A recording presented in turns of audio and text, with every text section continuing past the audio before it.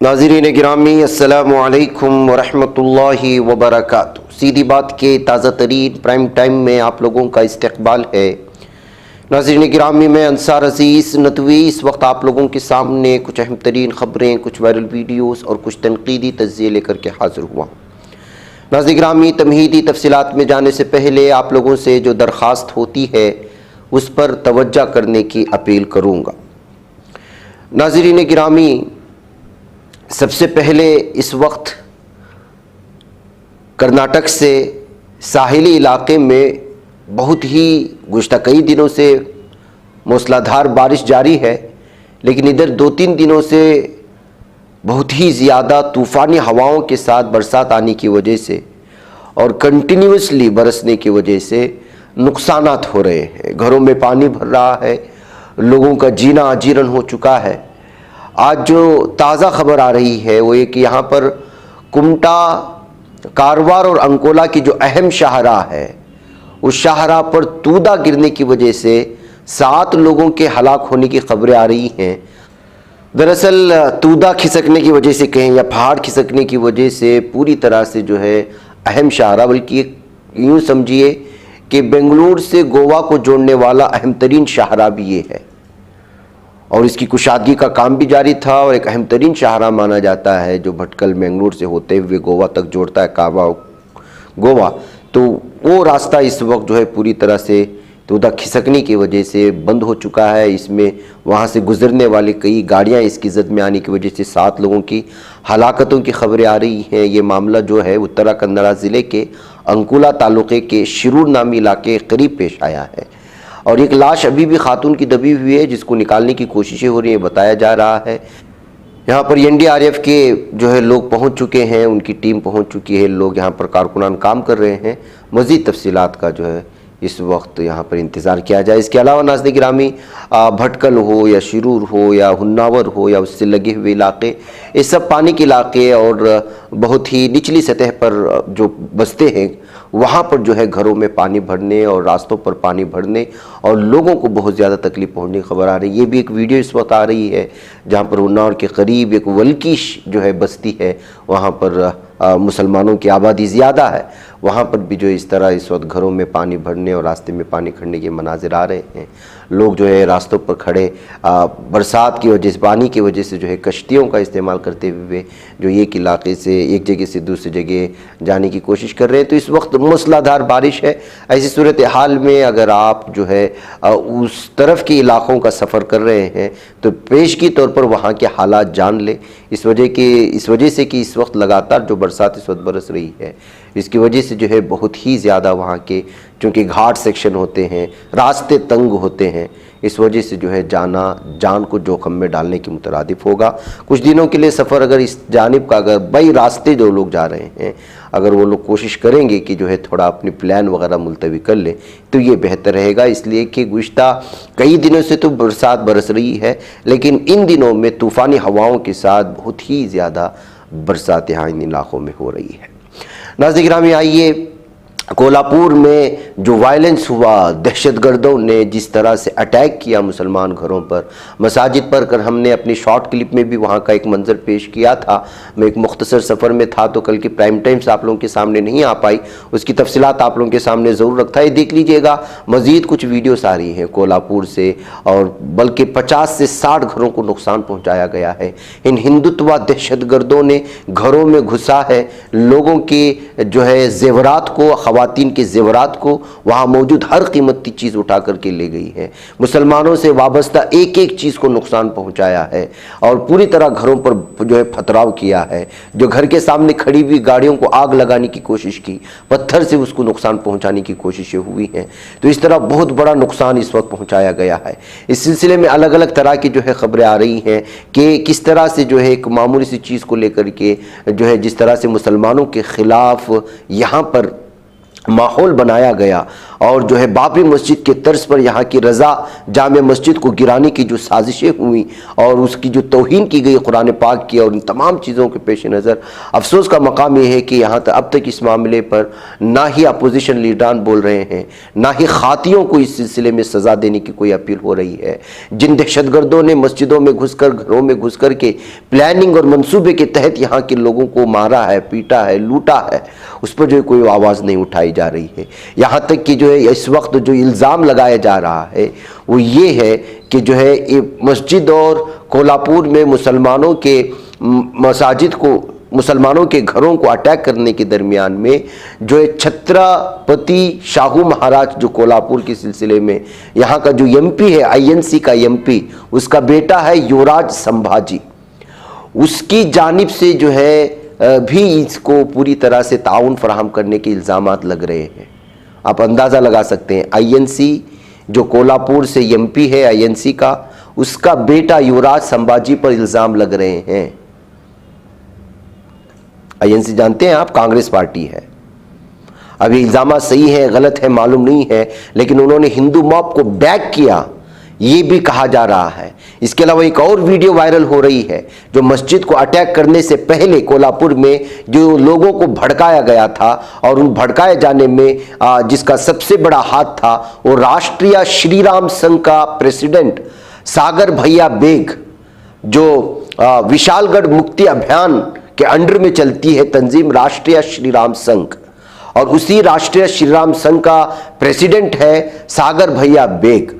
उसने इस हमले से पहले ही जो है विशालगढ़ में एक वीडियो बना करके पूरी तरह से अटैक करने का मंसूबा करके लोगों को वर्गलाया था और बाबरी मस्जिद के तर्ज पर जो है उस मस्जिद को गिराया जाएगा और वहां पर हमला किया जाएगा। इसकी वीडियो बनाकर क्या इसको गिरफ्तार किया गया है? क्या इसके खिलाफ कोई कार्रवाई होगी? क्या इस तंजीम के खिलाफ कार्रवाई होगी? क्या विशालगढ़ मुक्ति अभियान तंजीम के खिलाफ कोई कार्रवाई होगी? इन तमाम चीज़ों को लेकर के इस वक्त सवालात पूछे जा रहे हैं और उसने जो वीडियो जारी किया था आप खुद इसको सुन लें, आपको पता चलेगा। जय श्रीराम, जय शिवराय। आज महाराष्ट्रभरमधून एक घोषणा ऐकायला भेटतीये, आई भवानी शक्ती दे, विशालगडाला मुक्ती दे। आई भवानीने आपल्याला शक्ती दिली म्हणून आज आपण हिंदू म्हणून जगतोय, पण विशालगडाला मुक्ती द्यायचं काम आपल्या सर्व हिंदूंचं आहे। आपण सर्व हिंदूंनी उद्या सकाळी ठीक 9 वाजता विशालगडाच्या पायथ्याशी महाआरतीचं सकल हिंदू समाजाकडून जो आयोजन करण्यात आलेलं आहे त्यासाठी मोठ्या संख्येने जमायचं आणि उद्या सकाळी 9 वाजता विशालगड मुक्त झाला पाहिजे। आज सर्वांनी आपल्या घरातून निष्ठाने शपथ घेऊन निघायचंय, मी येतोय आपण या। जय श्रीराम, जय शिवराय। तो नाज़रीन गिरामी, ये इस वक्त नफ़रत का बाज़ार है। किस तरह से नफ़रत भड़काने के लिए सोशल मीडिया का इस्तेमाल होता है और फिर उसके बाद मुस्लिम घरों पर हमले होते हैं, मसाजिद पर हमले होते हैं, कुरान पाक की तौहीन होती है, इसका आप अंदाज़ा लगाएं। नाज़रीन गिरामी, हैदराबाद से खबर आ रही है, ये एक शॉकिंग इंसिडेंट है। किरण इंटरनेशनल स्कूल मेडचल बडुप्पल में एक टीचर जो डांस सिखाता है उस टीचर पर सेक्सुअली असाल्ट का इल्ज़ाम लगाते हुए वहाँ के लोगों ने, स्टूडेंट्स ने और वहाँ के लोगों ने बुरी तरह से उस पर हमला करके ज़ख्मी कर दिया है। बताया जा रहा है कि जो है एक लड़की पर जो है इसने दस्तदराजी की कोशिश की थी और ये किरण इंटरनेशनल स्कूल जो मेडचल का बहुत मशहूर स्कूल माना जाता है, वहाँ पर डांस का टीचर था। वह एक स्टूडेंट को परेशान करने के बाद उसने जो है अपने अहले खाना को इस सिलसिले में बताया और उसके बाद जो है लोगों का गुस्सा फूट पड़ा और उस पर हमला करते हुए उसको ज़ख्मी करने की खबर आ रही है। इस मामले में पुलिस ने मामला दर्ज कर लिया है और इस सिलसिले में मज़ीद तहक़ीक़ करने की बात भी कही गई है।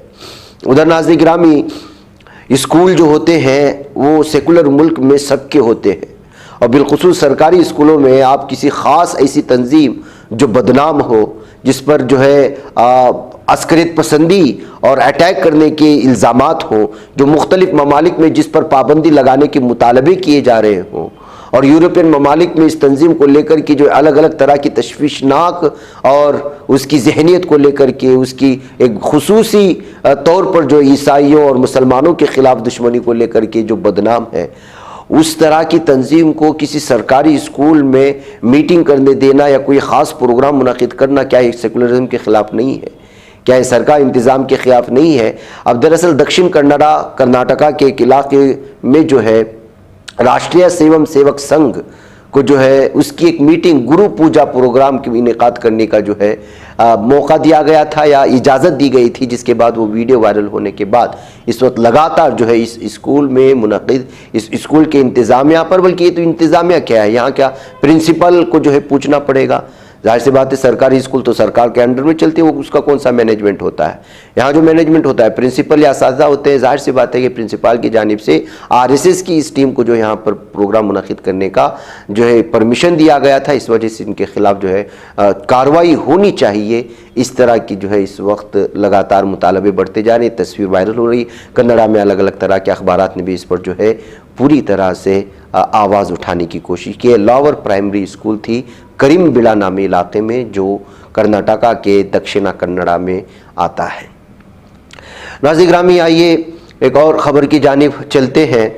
और आपको मालूम होना चाहिए कि इस वक्त डिग्रियां हासिल करने का कोई फ़ायदा नहीं, पंचर जोड़ने की दुकानें खोले, ये कहते हुए बीजेपी रुकन असम्बली का तलबा को मशवरा दिया जाने के बाद किस तरह से जो है डिग्रियां इस वक्त उसकी वक़ात ख़त्म हो चुकी है, उसकी अहमियत ख़त्म हो चुकी है, ख़त्म कराने की कोशिशें हो रही हैं। अपनी हुकूमत को इल्ज़ाम लगाने के बजाय, बेरोज़गारी के सिलसिले में बताने के बजाय, अब जो बेरोज़गार डिग्री होल्डर्स हैं उनको ही बता रहे हैं कि डिग्रियाँ निकाल के फेंको, जा कर के आप पंक्चर की दुकान में बैठ जाओ। मध्य प्रदेश में बीजेपी के एक रुकन असम्बली ने तलबा को यह मशवरा दिया वो मोटरसाइकिल का पंचर जोड़ने की दुकान खोलें, क्योंकि डिग्रियां हासिल करने से कोई फ़ायदा नहीं है। दिलचस्प बात है कि उन्होंने बयान अपने हल्के असम्बली गना में पीएम कॉलेज ऑफ एक्सेलेंस के इफ्तिताह के मौके पर मुनक़िद एक तकरीब में दिया था। अभी क्या बेवकूफ़ी है, कॉलेज की ओपनिंग चल रही है, बच्चों को बोल रहे हैं कि पंचर लगाओ। कैसे कैसे लोगों को चुनकर के ये लोग लाते हैं।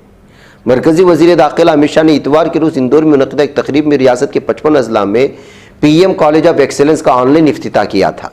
बाद अज़ा मुतालिका रियासतों बशमूल गना में अलहिदा तकारीब मुनक़िद की गई थी।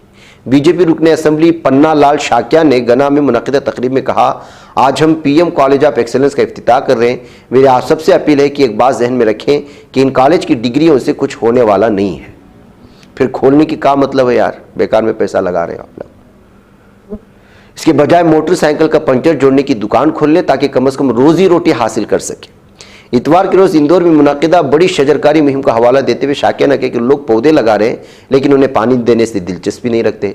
उन्होंने कहा कि आजकल आलूदगी और माहौलियात के बारे में तशवीश पाई जाती है, लेकिन कोई भी इस सिमत में काम नहीं कर रहा है। तो नाज़िरा में आप अंदाज़ा बढ़ा था, आप अपने अक्ल पर मातम करना चाहिए उन लोगों को जो लोग इन लोगों को चुन करके लाते हैं। कॉलेज की ओपनिंग में पंचर लगाने की बात करेंगे और ऐसे लोगों को अगर आप चुन करके लेके आके उसको असम्बली रुकन असम्बली बना देते हैं, तो असल में इन पर अफसोस नहीं करना चाहिए, उन लोगों पर अफसोस करना चाहिए जो इनको चुन करके लाए हैं और चुन करके ला के अपने सर पर बिठा लेते हैं और इनकी बातें सुनना शुरू हो जाते हैं। वह नाज़िरा में इनके इस बयान के बाद इस वक्त जो सोशल मीडिया में लगातार तनकीद हो रही है। उधर महाराष्ट्र के ज़िला वाशिम के ममगूरपीर पुलिस ने हैदराबाद के एक मेडिकल कॉलेज में दाखिला दिलाने का झांसा देकर मकामी महाराष्ट्र तालिबा के वालिद से 14 लाख रुपए हासिल करने के इल्ज़ाम में एक डॉक्टर और उसके साथी को हैदराबाद से गिरफ्तार कर लिया है, जबकि डॉक्टर की अहलिया मफरूर बताई गई है। ममगूर पीर पुलिस के मुताबिक पटन चेरू के रहने वाले डॉक्टर सईद एहतिशाम, उनकी अहलिया आयशा इनामदार एहतिशाम अली के अलावा मोहम्मद महबूब वसीम ने ममगूर पीर के रहने वाले मोहम्मद जाकिर उर्फ मोहम्मद इसहाक के दुख्तर को वीआर के medical college for women Hyderabad में एमबीबीएस में दाखिला दिलाने का वादा किया और उसके लिए जो है तीनों ने जुमला 27 लाख रुपए में एमबीबीएस में दाखिला दिलाने का झांसा देकर वीआर की कॉलेज के नाम पर 14 लाख रुपए का डीडी बनाने के लिए सईद एहतिशाम अली के अकाउंट में 4 लाख रुपए, आयशा इनामदार के अकाउंट में 4.5 लाख रुपए और मोहम्मद महबूब वसीम के अकाउंट में 5.5 लाख रुपए मंगाए, लेकिन बाद में रकम लेकर के भाग गए। ना सीट मिली ना कुछ मिला। तो नाज़रीन गिरामी इस तरह होता है, जब सीट नहीं मिलती कुछ लोग चाहते हैं कि पढ़ें कुछ बड़े बड़े कॉलेजेस में, तो ऐसे जो है फंसाने वाले, झांसा देने वाले ठग मिल जाते हैं। लिहाजा ऐसे लोगों से जो है चौकन्ना रहना भी बहुत ज़रूरी है। तो नाज़रीन गिरामी आजकल भारत में ऐसा लगता है कि भारत की जो सरकारी पॉलिसी फ़िलिस्तीन को लेकर के है उस पर जो है पुलिस ज़्यादा ध्यान नहीं दे रही है। 2 लाख से ज़्यादा जहाँ पर जो है मजलूम मुसलमान शहीद किए जा चुके हैं जालिम दहशतगर्द सेहूनी दरिंदों की वजह से, और अभी भी शहादतों का सिलसिला जारी है। उनके तय खड़े होना, मजलूम के तय खड़े होना, मजलूम मुल्क का परचम उठाना क्या इस कदर गुनाह हो चुका है कि आप उसकी गिरफ्तारी कर।